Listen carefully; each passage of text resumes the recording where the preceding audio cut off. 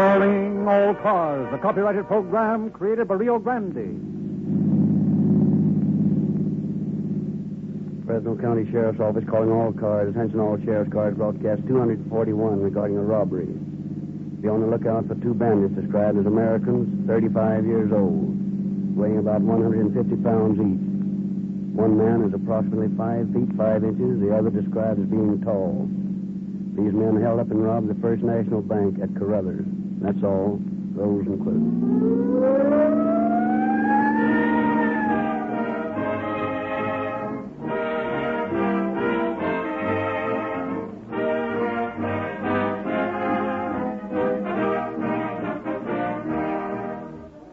Robberies are not committed by men with guns. Lurking in the shadows of every inferior motor oil are two of the most notorious highway robbers at large today, Wear and Tear. Egged on by their undercover agents, Sludge and Carbon, they pounce on the unsuspecting motorist who thinks all is oil that glitters to steal his pocketbook and leave his innocent motor weak and helpless from their brutal beating. Fortunately, there is a motor oil that refuses to harbor these two enemies of efficient motoring, and its name is Realube, the lubricant that emerges from the largest, most modern refinery in the country, clean and undefiled. No sludge or other carbon-forming elements are allowed to remain in Realube, and that's why it is superior, defying the outside influences of extreme heat and the inside stress of high speed to break down its morale.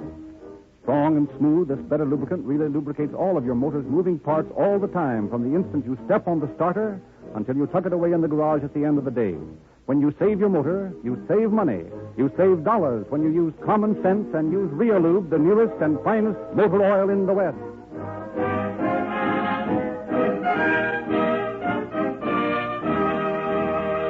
The story we'll hear tonight has been taken from the confidential files of the Fresno County Sheriff's Office, and we have therefore asked Sheriff George J. Overholt to open our program. Sheriff Overholt. One of the fundamental things for witnesses to do in a case of a holdup is to try and get an accurate description of the holdup man and to be definitely sure of that description. In the story we are to hear tonight, a great deal of confusion resulted from the failure of witnesses to obtain accurate descriptions of the bandits involved, and further confusion was added by a coincidence which we shall hear related later in the program. A significant fact regarding one of the men involved in this story was that although he admitted robbing more than 30 banks in California, and although he had spent his entire life as a criminal, he had left at the time of his sentence $175 to show for a life of crime. Definitely, his 25 years of criminal activity netted him practically nothing and proved most conclusively that crime is not a paying proposition.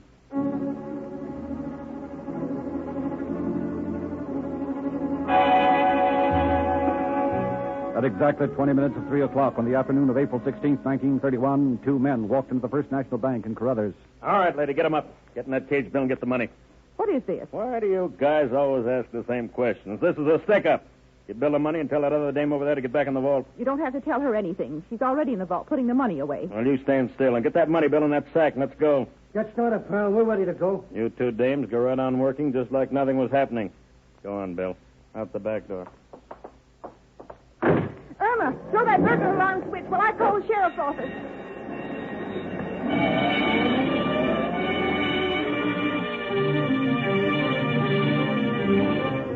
The scene is the courtroom of the Superior Court, Fresno County, a few weeks later. It is the intention of the people to prove that the two defendants, the Brown brothers, now on trial, are the men who, on the afternoon of April 16th, walked into the First National Bank at Carruthers, and at the point of a gun, forced the assistant cashier, Miss Hammond, and an employee, Miss Noblet, to deliver some $2,000 in currency and silver to the bandits. And thereafter, said bandits fled from the scene of their crime and were later apprehended and charged with bank robbery. Call Mrs. Jacobs. Mrs. Jacobs. Raise your right hand. You solemnly swear that the testimony you're about to give in this case is the truth, the whole truth, and nothing but the truth? I do. State your name. Ida Jacobs. Take the stand, please. Now, Mrs. Jacobs, where were you on April 16th at the time of this robbery? I was sitting on my front porch talking to a neighbor. Did you see the two men, the defendants, drive away from the bank that afternoon? Yes, sir.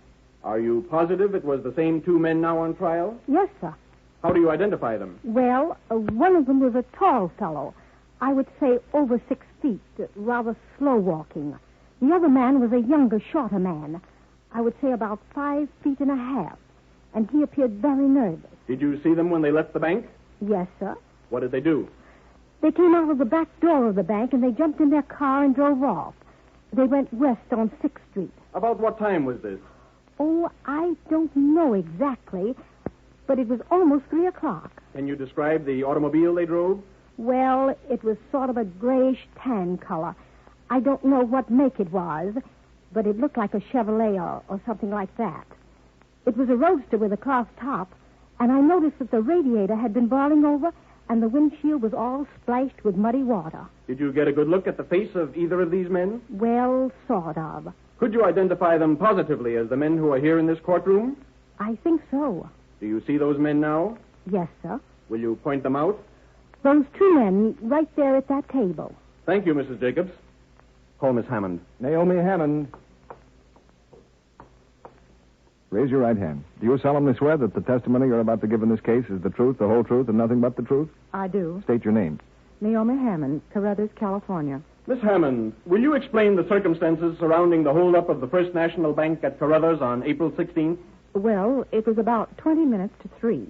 We were getting ready to close up when these two men walked into the bank and told us it was a holdup. By these men, do you mean the two defendants in court? Well, I'm not positive that they are the same two men. Go ahead, please. Well, two men walked in, as I said, and told us that we were being held up.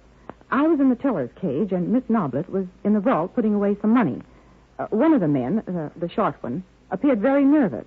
He came back of the railing and into the cage and took money I had in there, and then he went into the vault and took the money that Irma was putting away.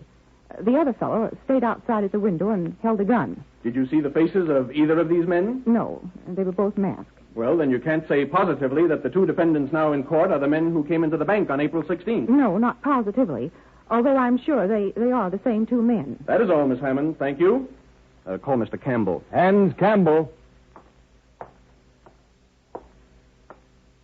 Raise your right hand. You solemnly swear that the testimony you're about to give in this case is the truth, the whole truth, and nothing but the truth? I do. State your name. Hans Campbell.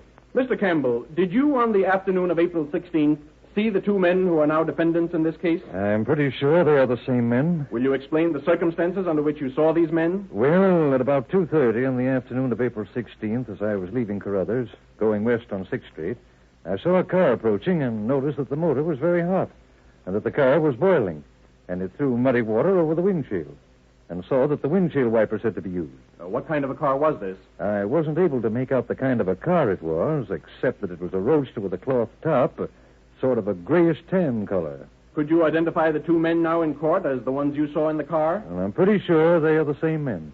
Did you notice any other marks of identification on the car? Well, I saw that the left rear fender had been bent and the car had no license plate. Also, one of the taillight lenses had been broken out. Did it have a spare tire? No, sir. Not that I noticed. You don't know what make or model car it was? No, sir. It looked like a Chevrolet, although I'm not sure. It might have been some other car. That is all. Thank you. Mr. H.K. Anderson. H.K. Anderson. Do you solemnly swear that the testimony you're about to give in this case is the truth, the whole truth, and nothing but the truth? I do. State your name. H.K. Anderson, Constable, Carruthers, California. Be seated. Mr. Anderson, you're a peace officer? Yes, sir. Constable. Did you, on April 16th, have occasion to make an investigation of a robbery at the Carruthers First National Bank? Yes, sir. Tell us what you did on that occasion. Well, I got a call that the bank had been held up, so I went down and talked to the girls who were on duty, got as good a description as I could of the bandits. Then I notified the sheriff's office in Fresno. Deputy Ford and Deputy Martin came down, and the three of us made a few inquiries around Carruthers. Finally, we found that the wife of one of these defendants had made a statement which led us to believe that they were involved in this holdup. And what was that statement? Well, she told a woman who lived in Hanford that there was going to be a lot of excitement in that neighborhood before night. And how do you know this? We talked to the woman who'd heard her say this. Did you check this story? Yes, sir. We found that Mrs. Brown had made the statement. Did she explain the statement? Well, she told us that the night before, a man had come to their house and had made her husband a proposition. I tell you, Joe, you can't lose. This stump's a cinch. We'll get 5 or 6 grand out of there without any trouble. Yeah? Well, how are you going to get away with it? It's a cinch, I tell you. And here's the way to work it. You start out from here in your car, see? Uh-huh. You stop somewhere where you're known, but give yourself plenty of time to get over there at their bank before it closes. Yeah? You hold it up and get back to the place where you stopped the first time, so as you have an alibi. Yeah, but somebody's bound to recognize the car. That's the point I'm coming to. There ain't no reason why nobody should. And here's what you do. After you leave the place where you're setting up your alibi, you drive like a bat out of... Well, you drive fast and make up some time, see? Then you stop somewheres and paint your car with this here calcimine. Calcimine? Yeah, you know, the stuff you paint walls with. You just mix up in a glass jar with some water and paint the car with it. What good will that do? You'd be surprised how it will confuse the witnesses. Oh, I see. But how can you get the stuff off? Well, you just wash it off. Just get a hose and turn it on the car. The stuff comes right off. Well, don't it hurt the car? No, it even makes it look better. Well, what do you care? You're getting $5,000, ain't you? Here, you can buy a new car. I don't know. It's a pretty risky proposition. There's nothing to it, I tell you. Listen, you and Hook can make the trip over there in an hour. Knock this bank over and be back. I don't like the looks of it. Now, listen, Bob. You told Herb and me that you would work with us on any deal we cooked up, didn't you? Yeah, but I didn't mean anything like this. Well, we didn't know that. We got this thing all planned. And while you do this here job, we're going to take the bank down in Chester. I don't want to get mixed up in any more trouble, Bill. There ain't no point in it. I'm getting along. I got a job. My wife's got a job, and I don't want any part of this kind of a deal. Nuts. Listen, guy, Herb's going to be madder than the devil when I tell him about this. Well, let him get mad. Who cares? I'm not going to have anything to do with it. That's the story she told us. She said her husband had gone out on a fishing trip at the time the bank was robbed, and that what she meant by there being a lot of excitement was that she was sure this other gang was going to hold up the bank. Were you able to establish who this other gang was? No, sir. Well, did you make any further investigation? Well, we inspected the brown automobile, compared the tire marks to the ones we found in the alley back of the bank. They were similar, and the 2 front tires were the same. What kind of a car was this? It was a new Pontiac. It had a bent fender on the left-hand side. The license plates were put on with new bolts, showing they'd been recently removed. And what was the condition of the taillight? Well, it looked like any other taillight. Had a glass in it.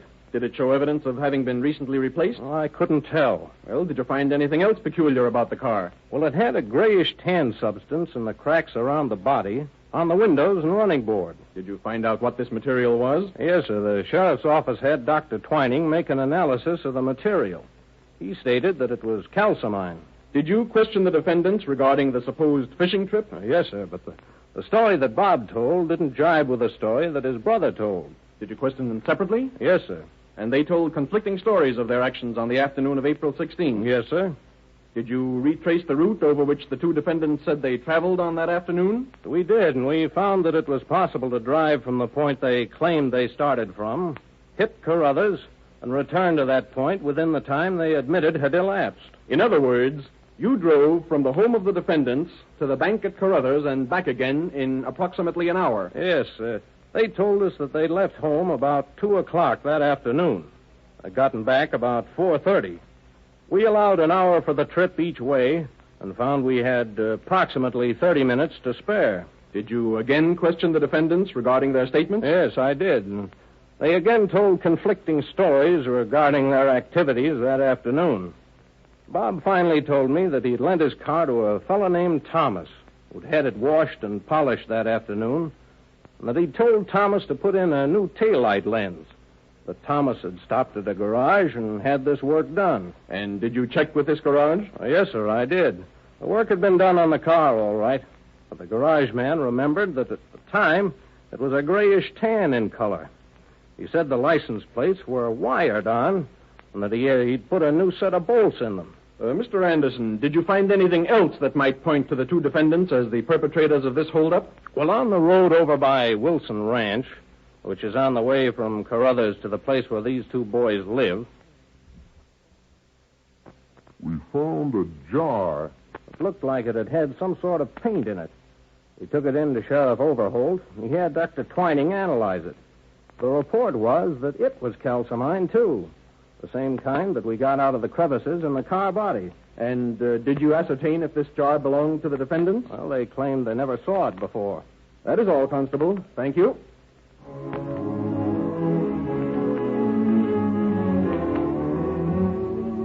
Hour after hour, the evidence piled up against the two defendants. Witness after witness identified the car or the men as having been seen near the place of the holdup. At last, the jury returned with its verdict. Has the jury reached a verdict? We have, Your Honor. The clerk will accept the verdict and read it to the court. We, the jury, in the above-mentioned action, find the defendants guilty as charged.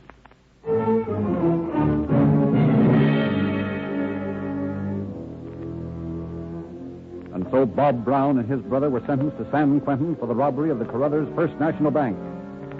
At 20 minutes to 3 on the afternoon of December 31st, 1931, Naoma Hammond looked up from the pile of money she had been counting in the teller's cage of the First National Bank in Carruthers to look into the business end of a .38 revolver. All right. Just go right on acting like nothing was happening, lady.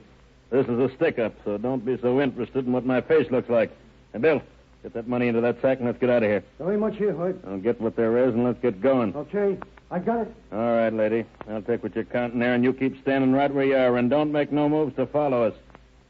Come on, Bill. Irma, throw that burglar alarm switch. Oh, I'm getting tired.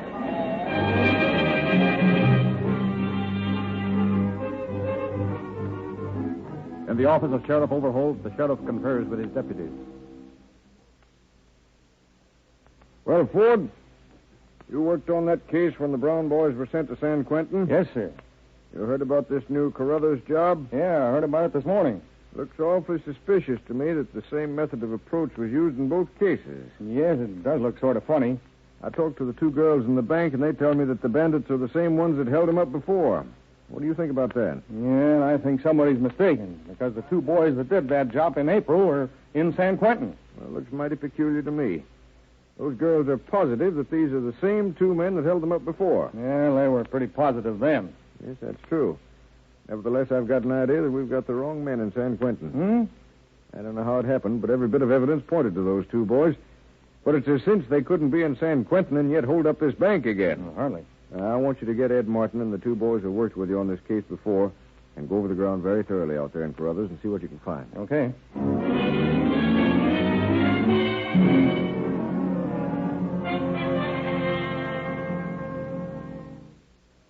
Sheriff, Baker here has been making some investigation on the bank robbery case. I think he's got some pretty interesting dope. What have you found out, Baker? Well, yesterday when those boys knocked over the bank again, several of the fellows who were close by chased them in their cars out Marks Avenue. They doubled back on them, however, and at Elkhorn they transferred to a couple of other cars.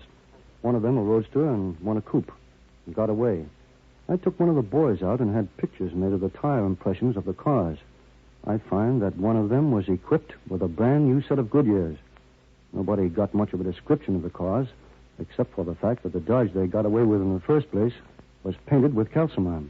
Kalsomined, huh? Yes. I found this box with 38 S&W shells and these 3 25-35 rifle shells. Well, there's nothing to do but start looking for them.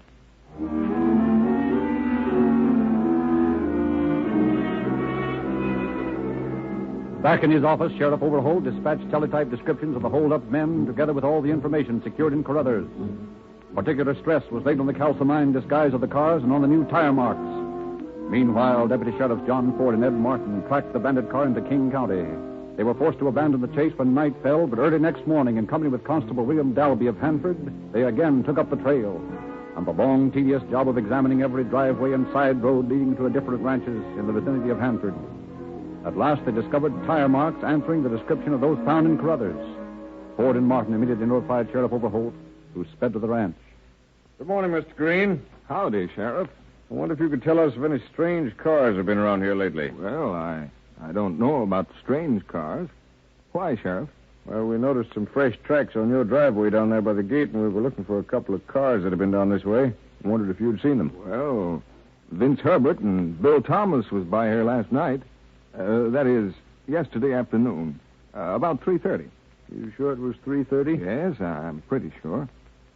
Matter of fact, I looked at my watch about the time they left. What kind of a car were they driving? They were driving a Nash Roadster.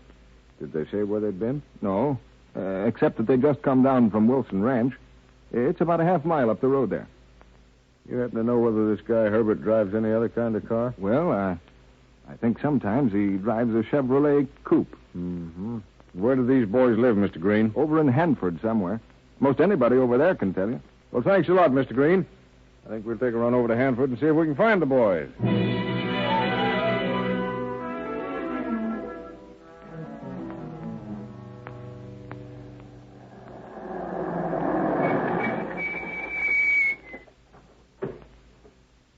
Doesn't look like anybody's at home.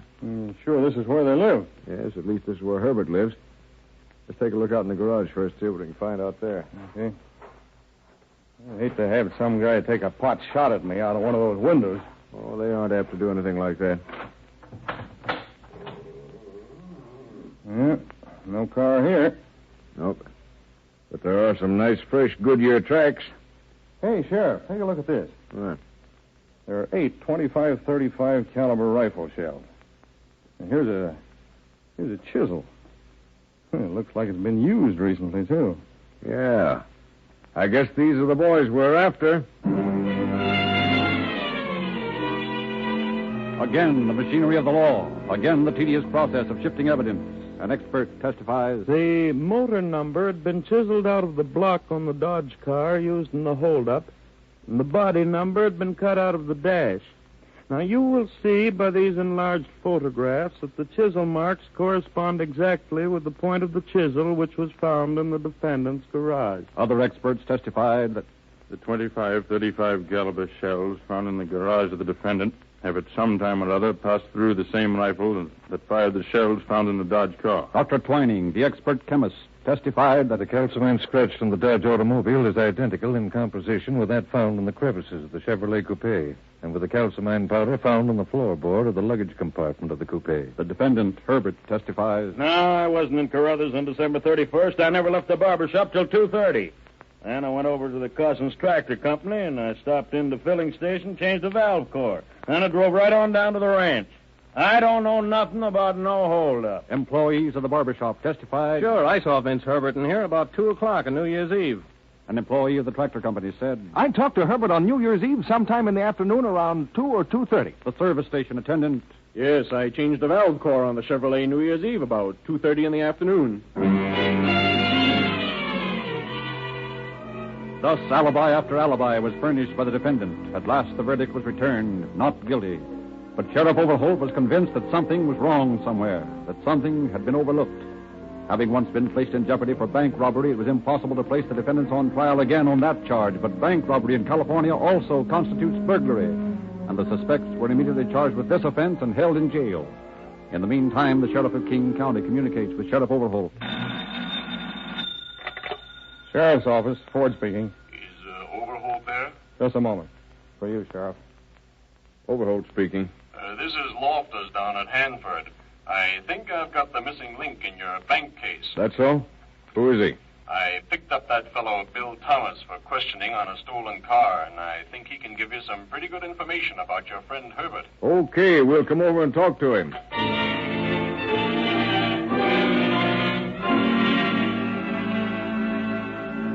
I have pretty good evidence that this fellow Thomas is the bird who bought that Dodge that was used in the Carruthers holdup. You know, the one they abandoned. How about that, Thomas? Well, yeah. Me and Frank Willis bought that car up in Berkeley. We got it off from a used car lot up there. All right, what do you know about this Carruthers job? Well, me and Herbert held up the place the first time on the 16th of April last year. Hey, that's the job you sent those other 2 boys up for. We sort of fixed them up. How was that? Well, I went out to see one of them, and I tried to get him to come in with us on this here deal. On account of he had promised Herb that he would help him out sometime on a job. Well, when this here guy finds out what kind of a job it was, he wouldn't go for it. So we grabs another jalopy that looked as much like his as we could, and we painted up with this here calcimine and pulled that first job. Then we let the word get around that these here boys was implicated, that these fellas was implicated, that they was mixed up in this here deal. So you fellas could pick them up. We used the Chevy on that there job, but from the back, that looked just the same as the Pontiac these other guys was driving. So it was a cinch to pin that job on them. And they'd have beat that rap if they'd stuck to their stories. But when you got that little one scared, he couldn't remember the places he had been to. That was an easy job. What about the one on New Year's Eve? Yeah, there was 4 of us in on that one. You know, I thought for a while we wasn't going to get away with it. Especially when those guys started at following us in Corettas. We made it okay. And after we got out of town, we stopped and washed the cars off and burned our overalls. We always carried 5 gallons of gas and a bottle of water to clean the cars with. Were these the only banks you held up? Oh, no. Hey, listen, Guy, we pulled that job at Crow's Landing and the one over Santa Cruz County. Oh, and a whole raft of them up and down the line here. Listen, Hoyb had to have the money. What did he need the money so badly for? Well, he said he's got a couple of boys in San Quentin, see? They was getting on a parole pretty soon. And he had to have money to set them up in business. What kind of business? What kind of Why, his business. He had to have money to buy cars with. Hey, listen, Guy, it takes money to rob banks.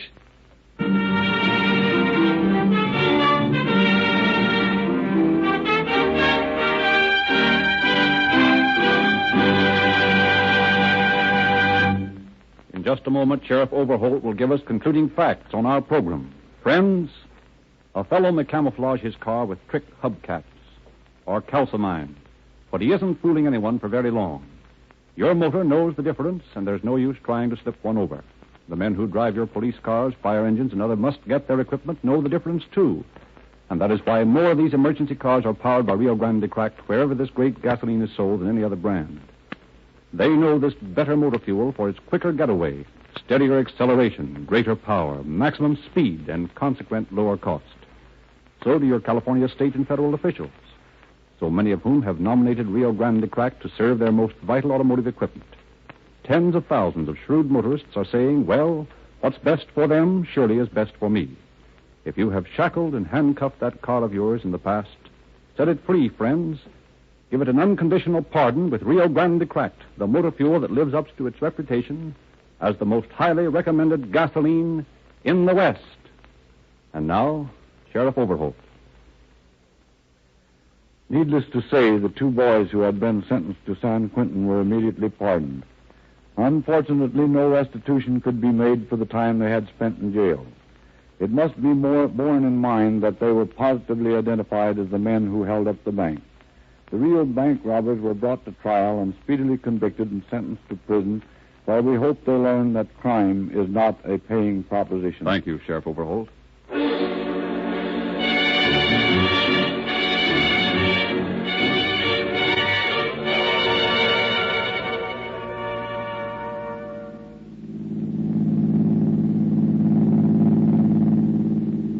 Fresno County Sheriff's Office calling all cars. Attention all sheriff's cars. It's a cancellation of broadcast 241 regarding a bank holdup. Suspect in this case is now in custody. That's all. Rosenquist.